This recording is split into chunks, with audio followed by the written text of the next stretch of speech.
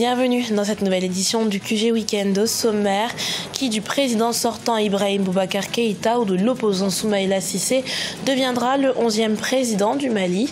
Ce dimanche, plus de 8 millions d'électeurs se rendent aux urnes pour ce second tour sur fond de suspicion de fraude et de risques sécuritaires. Pénurie de gaz butane en Côte d'Ivoire. Les ménages ne pouvant s'approvisionner doivent faire face à une flambée des prix anarchiques de ce gaz domestique. Et nous irons en Égypte à la découverte de Ahmed Omar. Ce jeune passionné de natation va à contre-courant de son handicap dans le but de réaliser son rêve, devenir champion olympique. Mais tout d'abord, le second tour de la présidentielle a débuté ce dimanche au Mali. Les bureaux sont ouverts depuis 8h GMT. Plus de 8 millions d'électeurs y sont attendus pour ce scrutin qui a un air de déjà-vu. En 2013, en effet, le président sortant Ibrahim Boubacar Keïta affrontait Soumaïla Cissé pour la magistrature suprême. Une journée électorale sous haute tension autour de laquelle les citoyens ont de nombreuses appréhensions. Nous les écoutons. Bon, pour moi, les priorités, ça doit être d'abord la paix, puis donner de l'emploi aux jeunes. Donc, ce sont les deux éléments. Il faut savoir qu'on a plus de 876 bureaux de vote qui n'ont pas eu la chance. Les gens n'ont pas eu la chance d'aller voter. Il faut que le président puisse prendre la sécurité comme priorité, prendre l'éducation comme priorité et tout ce qu'on a comme mauvaise gouvernance au Mali, de prendre ça comme priorité. Bon, pour le futur président malien, je crois que les chantiers sont là. Et le premier des chantiers, c'est de tout faire pour résoudre la crise qui sévit actuellement dans les régions du centre du pays, parce que avant c'était au nord et maintenant c'est le centre et on n'a que le sud. Il ne faudrait pas que ça empiète, donc tout faire pour résoudre la crise au centre.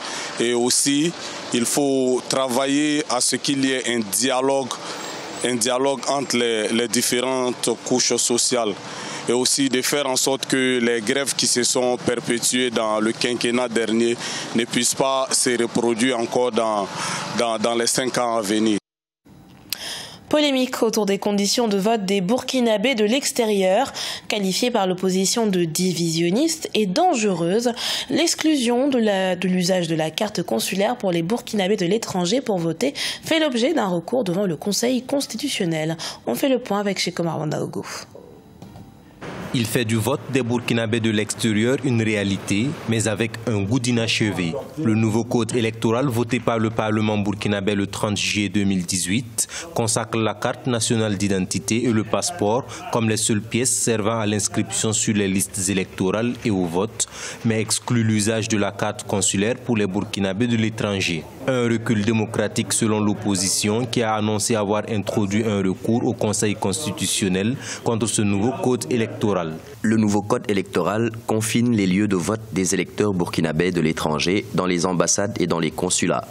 Cette restriction entraînera sans doute un très faible taux de participation de nos compatriotes de l'extérieur au prochain scrutin. Le précédent code électoral stipulait que pour les Burkinabés résidant à l'étranger, l'électeur devrait produire l'une des pièces suivantes: la carte nationale d'identité burkinabé, la carte consulaire et le passeport burkinabé. On considérait que les Burkinabés n'ont pas tous les mêmes documents d'état civil et que pour atteindre le maximum d'électeurs, il fallait permettre que les gens s'inscrivent avec la pièce dont ils disposaient. C'était dans cet esprit que la carte consulaire avait été ajoutée. Sans une disposition concernant les documents d'état civil uniformisés, le retrait de la carte consulaire peut effectivement paraître comme un recul. L'enjeu du vote des Burkinabés de la diaspora est grand autant pour la majorité que pour l'opposition. Chaque parti y voit une véritable force capable de peser dans la balance lors des élections de 2020. La diaspora représentant 60% de la population totale du Burkina Faso. De nombreux ménages sont actuellement privés de butane en Côte d'Ivoire, en cause les difficultés d'approvisionnement que rencontre la Petroci, la compagnie nationale pétrolière. Une pénurie qui permet aux rares détenteurs de ce gaz domestique de faire accroître de manière anarchique les prix. Notre correspondant à Abidjan, Olivier Conan, nous en dit plus. Situation difficile depuis 2 semaines pour les ménages ivoiriens confrontés à une pénurie de gaz butane. Difficile de se procurer les bouteilles B6 vendues à 2000 francs CFA et B12 vendues à 5200 francs CFA, utilisées en majorité pour la cuisine. En conséquence, l'on assiste à une flambée des prix. La petite bouteille de B6 offert 3000 francs et la grande bouteille B12 fait 6 000. La grande bouteille est à 10 000, mais maintenant on la trouve à 15 000 francs la bouteille. La Petroci, Société nationale d'opération pétrolière, rassure sur la disponibilité du gaz. Les problèmes d'approvisionnement ont été réglés. L'appontement pour les bateaux avait été endommagé par les travaux d'agrandissement du canal du port et le chargement d'un navire refusé pour mauvaise qualité le 20 juillet. Mais depuis, tout est rentré dans l'ordre selon les autorités. Nous, Petroci, n'avons opéré aucun changement de prix aux marketeurs qui se ravitaillent chez nous. Donc c'est une question de spéculation ponctuelle dans certains lieux de vente, dans certains quartiers où certaines personnes malheureusement profitent des difficultés de nos concitoyens pour monter les prix. Nous le déplorons parce qu'il n'y a eu aucun changement de prix chez les grossistes, chez Petroci et au prix de cession au centre remplisseur des marketeurs. 2 centres remplisseurs étant à l'arrêt pour travaux, la capacité de stockage de gaz butane est passée de 17 300 tonnes à 12 300 tonnes, représentant 10 jours de consommation. À cause de la faible teneur en butane du gaz ivoirien, la production nationale de gaz est utilisée pour l'alimentation des centrales électriques thermiques. L'approvisionnement du marché est assuré à 97% par les importations. L'accès à l'électricité est l'une des préoccupations du gouvernement ougandais.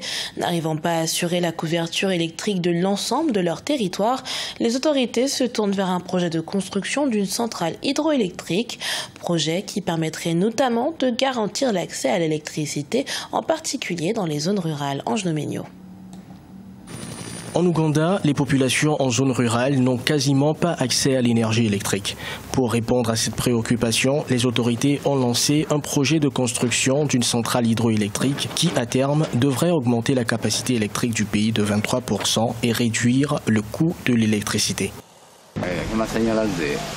Le village de Nampani n'a pas accès à l'électricité. Les gens utilisent l'énergie solaire, ce qui est insuffisant, car il n'y a pas d'argent pour payer les accessoires. Construit sur le Nil Blanc, cette centrale pourrait menacer l'écosystème local et donc influer sur le tourisme, qui est une source de revenus pour les habitants. Mais selon certains experts, il n'y a pas de danger à l'horizon. Actuellement, l'Ouganda a désespérément besoin d'électricité. Une fois le projet hydroélectrique achevé, il va dans une large mesure remédier à la situation. Le surplus d'électricité peut être transporté vers les pays voisins. Le manque d'électricité pénalise l'économie et les citoyens ougandais, car dans de nombreuses régions, l'électricité est produite par des générateurs de secours coûteux et polluants. La phocomélie, ou l'absence de membres inférieurs ou supérieurs, subsiste dans le monde. Mais en Égypte, cette pathologie rare n'empêche pas Ahmed Omar de poursuivre son rêve, celui de devenir champion de natation, et ce, en dépit du fait qu'il soit privé de ses bras. Son parcours dans ce sujet de Gladys Mwamba. Entre couler ou nager, Ahmed Omar a fait son choix. Atteint de phocomélie, une malformation rare qui touche les nouveau-nés, dans laquelle les membres sont réduits à une seule extrémité, ce jeune garçon de 8 ans est déterminé et résolu à se battre pour parvenir à son objectif, participer un jour aux Jeux paralympiques. Je veux être champion international et représenter l'Égypte à l'étranger. Privé de ses bras, le jeune Ahmed le sait, c'est à force d'entraînement qu'il réalisera son plus grand rêve, une ambition portée par ses proches, fortement convaincus des capacités du jeune athlète, dont l'existence était destinée à une vie sans sport, mais grâce à sa détermination, il a su gagner l'admiration des siens, qui le sentent aujourd'hui aussi à l'aise qu'un poisson dans l'eau. Il est ferme et fort, il veut se dire qu'il peut tout faire. Il a vraiment l'intention de s'entraîner et d'être à l'écoute. Je souhaite qu'il puisse atteindre un niveau international. Pour commencer, je veux qu'il gagne un niveau national, puis à l'étranger. Je veux qu'il participe aux Jeux Olympiques. Depuis l'âge de 7 ans, Ahmed s'entraîne 3 fois par semaine dans l'espoir de représenter l'Égypte à l'épreuve de la natation lors des Jeux paralympiques de 2028. Ce journal a été préparé par l'ensemble de la rédaction. Merci pour votre fidélité. Dans un instant, une nouvelle édition de l'actualité sur Africa 24.